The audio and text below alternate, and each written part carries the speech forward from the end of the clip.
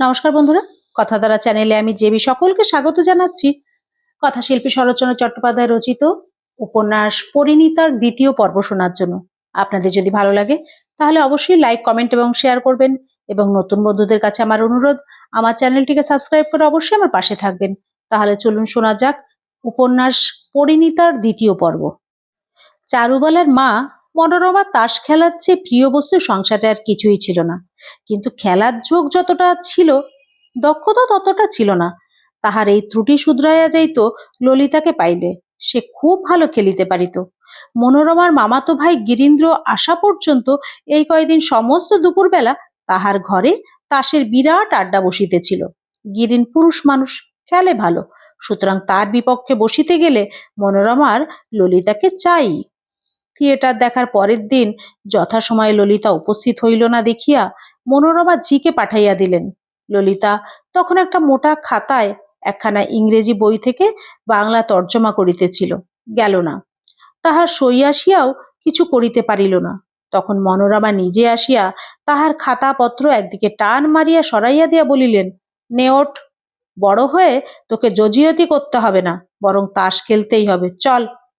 ললিতা মনে মনে অত্যন্ত বিপদগ্রস্ত হইয়া কাঁদো কাঁদো হইয়া জানাইল, আজ তাহার কিছুতেই যাওয়ার জো নেই, বরং কাল যাইবে। মনোরমা কিছুতেই শুনিলেন না। অবশেষে মামিকে জানাইয়া তুলিয়া লইয়া গেলেন।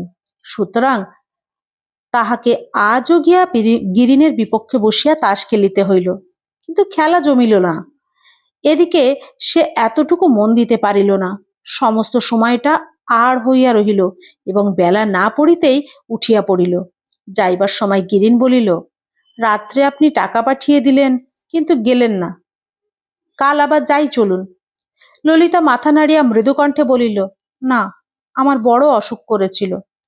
গিরিন হাসিয়া বলিল, এখন তো অসুখ সেরেছে, চলুন, কাল যেতে হবে। না না, কাল আমার হবে না, বলিয়া ললিতা দ্রুতপদে প্রস্থান করিল।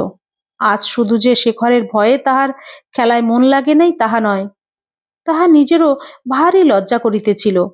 শেখরের বাটির মতো এই বাটিতেও সে ছেলেবেলা হইতে আসা যাওয়া করিয়াছে, এবং ঘরের লোকের মতোই সকলের সম্মুখে বাহির হইয়াছে।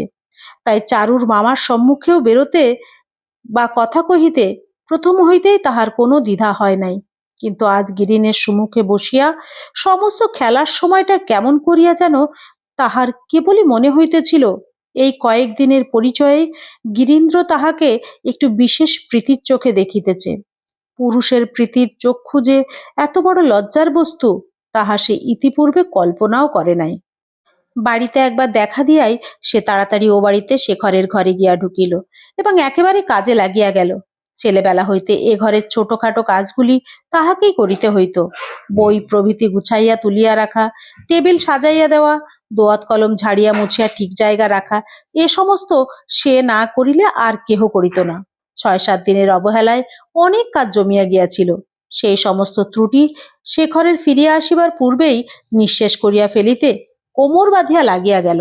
ললিতা সময় পাইলেই কাছে কাছে থাকিত, এবং নিজে কাহাকেও পর মনে করিত না বলিয়া এ বাড়িতে তাহাকেও কেহ পর মনে করিত না। 8 বছর বয়সে মা বাপ হারাইয়া মামার বাড়িতে প্রবেশ করিয়াছিল। তখন হইতে সে ছোট বোনটির মতো শেখরের আশেপাশে ঘুরিয়া তাহার কাছে লেখাপড়া শিখিয়া মানুষ হইতেছে। সে যে শেখরের বিশেষ স্নেহের পাত্রী তাহা সবাই জানিত। শুধু সেই স্নেহ যে এখন কোথায় উঠিয়াছে তাহাই কেহ জানিত না, ললিতাও না। শিশুকাল হইতে শেখরের কাছে তাহাকে একইভাবে এত অপর্যাপ্ত আদর পাইতে সবাই দেখিয়া আসিয়াছে যে আজ পর্যন্ত তাহার কোনো আদরই কাহারই চোখে বিসদৃশ্য বোধ হয় না, কিংবা কোনো ব্যবহারিক কাহারও দৃষ্টি আকর্ষণ করে না বলিয়াই সে যে কোনোদিন বধূরূপে এই গৃহে প্রতিষ্ঠিত হইতে পারে সে সম্ভাবনাও কাহারও মনে উদয় হয় নাই। ললিতাদের বাড়িতেও হয় নাই, ভুবনেশ্বরী দেবীর মনেও হয় নাই। ললিতা ভাবিয়া রাখিয়াছিল কাজ শেষ করিয়া শেখর আসিবার পূর্বেই চলিয়া যাইবে, কিন্তু অন্যমনস্ক ছিল বলিয়া ঘড়ির দিকে নজর করে নাই। হঠাৎ দ্বারের বাইরে জুতোর মশ মশ শব্দ শুনিয়া মুখ তুলিয়াই একপাশে সরিয়া দাঁড়াইল। শেখর ঘরে ঢুকিয়াই বলিল, এই যে, কাল তাহলে ফিরতে কত রাত হলো? ললিতা জবাব দিল না। শেখর একটা গদিয়াটা আরাম চৌকির উপর হেলান দিয়া শুইয়া পড়িল। ফেরা হলো কখন? 2টো? 3টে? মুখে কথা নেই কেন? ললিতা তেমনি চুপ করিয়া দাঁড়াইয়া রহিল। শেখর বিরক্ত হইয়া বলিল, নিচে যাও, মা ডাকছেন। ভুবনেশ্বরী ভাঁড়ারের সম্মুখে বসিয়া জল খাবার সাজাইতেছিলেন। ললিতা কাছে আসিয়া বলিল, ডাকছিলে মা? কই, ডাকিনি তো, বলিয়া মুখ তুলিয়া তাহার মুখের পানে চাহিয়াই বলিলেন, মুখখানি এমন শুকনো কেন রে ললিতে?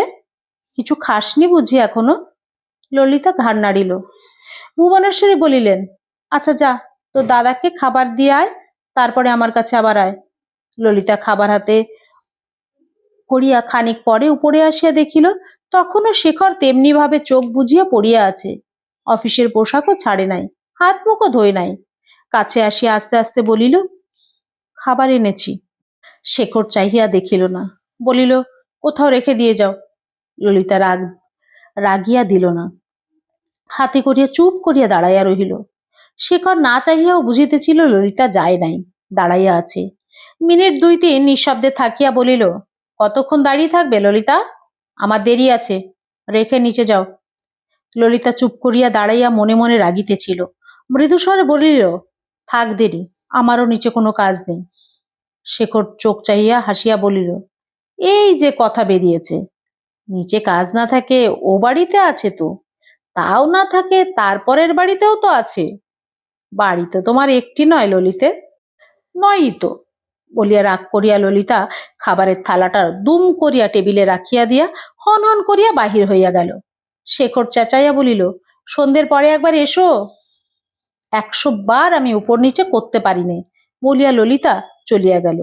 নিচে আসিবা মাত্রই মা বলিলেন, দাদাকে তোর খাবার দিয়ে এলি, পান দিয়ে এলি নে রে? আমার খিদে পেয়েছে মা, আমি আর পারি নে, আর কেউ দিয়ে আসুক, বলিয়া ললিতা বসিয়া পড়িল। মা তাহার রুষ্ট মুখের পানে চাহিয়া একটুখানি হাসিয়া বলিলেন, আচ্ছা তুই খেতে বস, ঝিকে পাঠিয়ে দিচ্ছি। ললিতা প্রত্যুত্তর না করিয়া খাইতে বসিয়া গেল। সে থিয়েটার দেখিতে যায় নাই, তবুও শেখর তাহাকে বকিয়াছিল।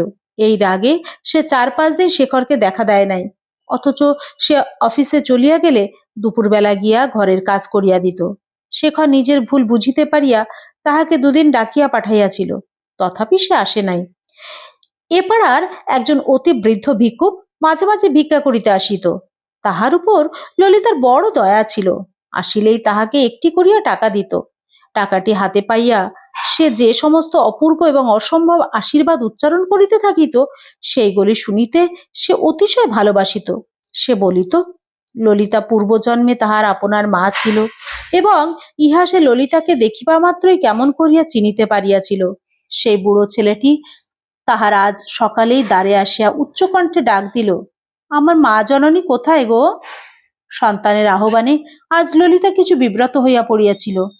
এখন শেখর ঘরে আছে, সে টাকা আনিতে যায় কি রূপে? এদিক সেদিককে চাহিয়া মামির কাছে গেল। মামি এইমাত্র ঝির সঙ্গে বকাবকি করিয়া বিরক্ত মুখে রাঁধিতে বসিয়াছিলেন। তাহাকে কিছু না বলিতে পারিয়া সে ফিরিয়া আসিয়া মুখ বাড়াইয়া দেখিল ভিক্ষুক দোরগোড়ায় লাঠিটি ঠেস দিয়া রাখিয়া বেশ চাপিয়া বসিয়াছে। ইতিপূর্বে ললিতা কখনো তাহাকে নিরাশ করে নাই, আজ শুধু হাতে ফিরাইয়া দিতে তার মন সরিল না। ভিক্ষুক আবার ডাক দিল। আন্নাকালী ছুটিয়া আসিয়া সংবাদ দিল, শেষদি, তোমার সেই ছেলে এসেছে। ললিতা বলিল, কালী, একটা কাজ কর না ভাই, আমার হাত জোড়া, তুই একটিবার ছুটে গিয়ে শেখরদার কাছ থেকে একটি টাকা নিয়ে আয়। কালী ছুটিয়া চলিয়া গেল। খানিক পরে তেমনি ছুটিয়া আসিয়া ললিতার হাতে একটি টাকা দিয়া বলিল, এই নাও। ললিতা জিজ্ঞাসা করিল, শেখরদা কি বললে রে? কিচ্ছু না, আমাকে বললে চাপকানের পকেট থেকে টাকা নিতে, আর নিয়ে এলুম। আর কিছু বললে না? না, আর কিচ্ছু না, বলিয়া আন্নাকলি ঘাড় নাড়িয়া খেলা করিতে চলিয়া গেল। ললিতা ভিক্ষুক বিদায় করিল, কিন্তু অন্যদিনের মতো দাঁড়াইয়া থাকিয়া তাহার বাক্যোচ্ছটা শুনিতে পারিল না, ভালোই লাগিল না। এই কয়দিন তাহাদের আড্ডা পূর্ণ তেজে চলিতেছিল। আজ দুপুরবেলা ললিতা গেল না, মাথা ধরিয়াছে বলিয়া শুইয়া রহিল। আজ সত্য সত্যই তাহার ভারী মন খারাপ হইয়া গিয়াছিল।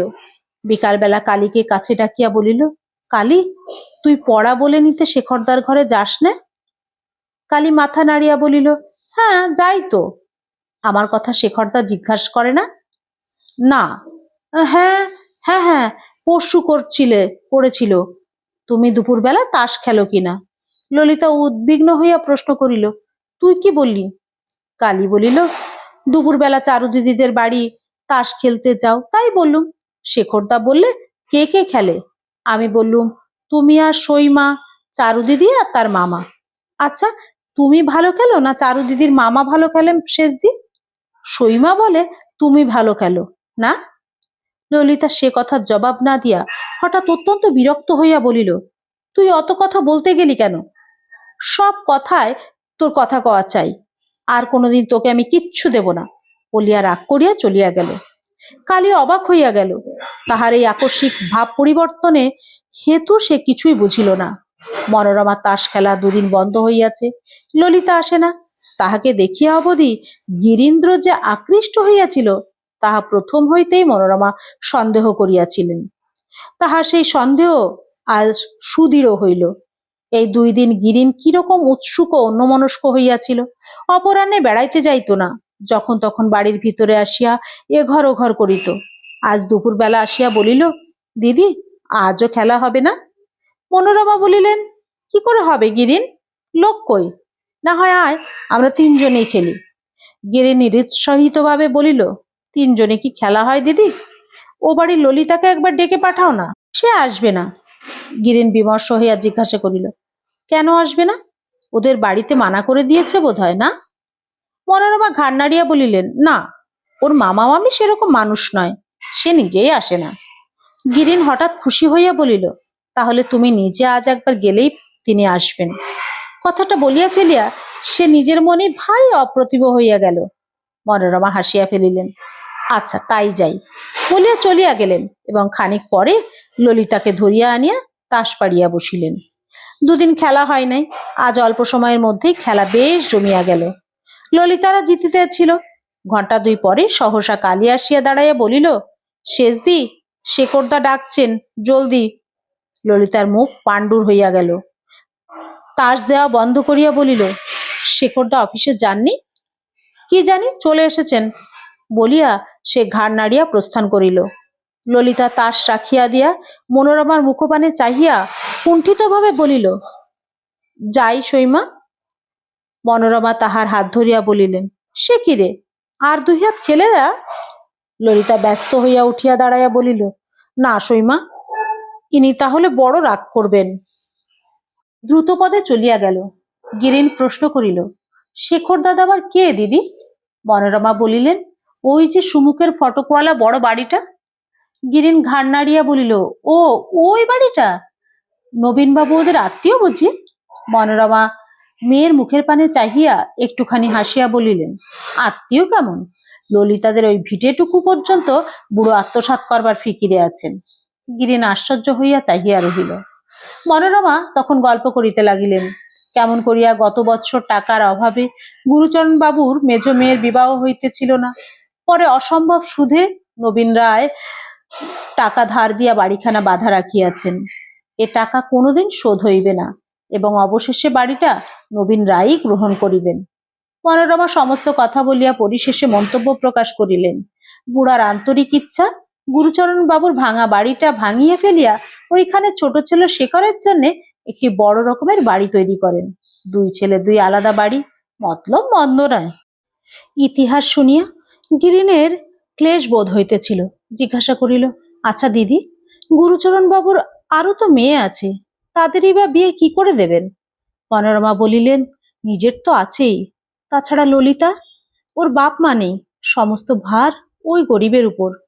বড় হয়ে উঠেছে, এই বছরের মধ্যে বিয়ে না দিলেই নয়। ওদের সমাজে সাহায্য করতে কেউ নেই, জাত নিতে সবাই আছে, আমরা বেশ আছি গিরিন। গিরিন চুপ করিয়া রহিল।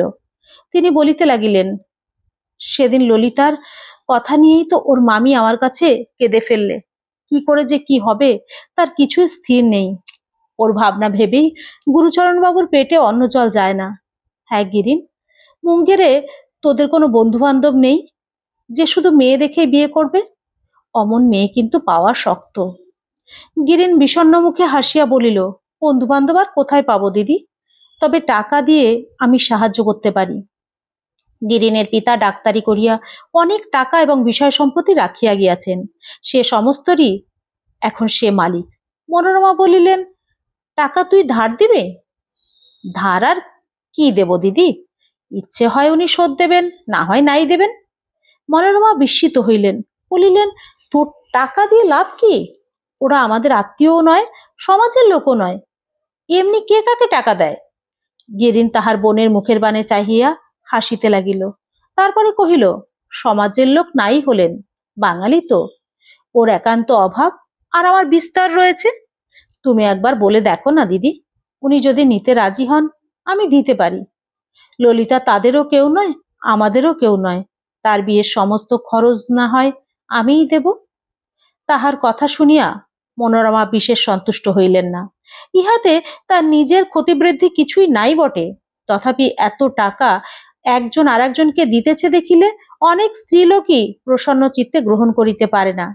চারু এতক্ষণ চুপ করিয়া শুনিতেছিল, সে মহা খুশি হইয়া লাফাইয়া উঠিল, বলিল, তাই দাও মামা, আমি সৈমাকে বলে আসছি। তাহার মা ধমক দিয়া বলিলেন, তুই থাম চারু, ছেলে মানুষ, এসব কথায় থাকিস নে, বলতে হয় আমিই বলবো। গিরিন কহিল, তাই বলো দিদি। পরশু রাস্তার উপর দাঁড়িয়ে গুরুচরণ বাবুর সঙ্গে একটুখানি আলাপ হয়েছিল, কথাবার্তায় মনে হলো বেশ সহজ সরল লোক। তুমি কি বলো? মনোরমা বলিলেন, আমিও তাই বলি, সবাই তাই বলে। ওরা স্বামী স্ত্রী দুজনেই বড় সাদাসিধে মানুষ, সেই জন্যই তো দুঃখ হয় গিরিন, অমন লোকটিকে হয়তো বাড়ি ঘর ছেড়ে নিরাশ্রয় হতে হবে। তার সাক্ষী দেখলি না গিরিন? শেখরবাবু ডাকছেন বলতেই ললিতা কিরকম তাড়াতাড়ি উঠে পালালো। বাড়ির শুদ্ধ লোক ওদের কাছে যেন বিক্রি হয়ে আছে। কিন্তু যত খোশামদি করুক না কেন, নবীন রায়ের হাতে গিয়ে একবার যখন পড়েছে, রেহাই পাবে এ ভরসা কেউ করে না। গিরিন জিজ্ঞাসা করিল, তাহলে বলবে তো দিদি? আচ্ছা, জিজ্ঞেস করব। দিয়ে যদি তুই উপকার করতে পারিস ভালোই তো, বলিয়াই একটুখানি হাসিয়া বলিলেন, আচ্ছা, তোরই বা এত চাড় কেন গিরিন? চাড় আর কি দিদি, দুঃখ কষ্টে পরস্পরের সাহায্য করতেই হয়, বলিয়া সেই ঈষৎ সলজ্জ মুখে প্রস্থান করিল। দ্বারের বাহিরে গিয়াই আবার ফিরিয়া আসিয়া বসিল। তাহার দিদি বলিলেন, আবার বসলি যে? গিরিন হাসি মুখে বলিল, অত যে কাঁদুনি গাইলে দিদি, হয়তো সব সত্যি নয়। মনোরমা বিস্মিত হইয়া বলিলেন, কেন? গিরিন বলিতে লাগিল, ওদের ললিতা যেরকম টাকা খরচ করে সে তো দুঃখীর মতো মোটেই নয় দিদি। সেদিন আমরা থিয়েটার দেখতে গেলুম, ও নিজে গেল না, তবু 10 টাকা ওর বোনকে দিয়ে পাঠিয়ে দিলে। চারুকে জিজ্ঞেস করো না কিরকম খরচ করে, মাসে 20-25 টাকার কম ওর নিজের খরচই চলে না যে। মনোরমা বিশ্বাস করিলেন না। চারু বলিল, সত্যি মা? ওসব শেখর বাবুর টাকা, শুধু এখন নয়, ছেলেবেলা থেকে ওই শেখরদার আলমারি থেকে আলমারি খুলে টাকা নিয়ে আসে, কেউ কিছু বলে না। মনোরমা মেয়ের দিকে চাহিয়া সন্দিগ্ধভাবে জিজ্ঞাসা করিলেন, টাকা আনে শেখরবাবু জানেন? চারু মাথা নাড়িয়া বলিল, জানেন, সুমুখেই চাবি খুলে নিয়ে আসে। গেল মাসে আন্নাকালীর পুতুলের বিয়েতে অত টাকা কে দিলে? সবই তো সই দিলে। মনোরমা ভাবিয়া বলিলেন, কি জানি, কিন্তু এ কথাও ঠিক বটে, বুড়োর মতো ছেলেরা অমন চামান নয়, ওরা সব মায়ের ধাত পেয়েছে, তাই দয়া ধর্ম আছে। তাছাড়া ললিতা মেয়েটা নাকি খুব ভালো, ছেলেবেলা থেকে কাছে কাছে থাকে, দাদা বলে ডাকে, তাই ওকে মায়া মমতাও সবাই করে। হ্যাঁ চারু, তুই তো যাওয়া আসা করিস, ওদের শেখরের এই মাঘ মাসে নাকি বিয়ে হবে, শুনেছি বুড়ো অনেক টাকা পাবে। চারু বলিল, হ্যাঁ মা, এই মাঘ মাসেই হবে, সব ঠিক হয়ে গেছে। নমস্কার বন্ধুরা, শেষ করলাম উপন্যাস পরিণীতার 2য় পর্ব। যদি আপনাদের ভালো লাগে তাহলে অবশ্যই লাইক, কমেন্ট এবং শেয়ার করবেন, এবং নতুন বন্ধুদের কাছে আমার অনুরোধ, অবশ্যই আমার চ্যানেলটিকে সাবস্ক্রাইব করে আমার পাশে থাকবেন। সকলকে ধন্যবাদ।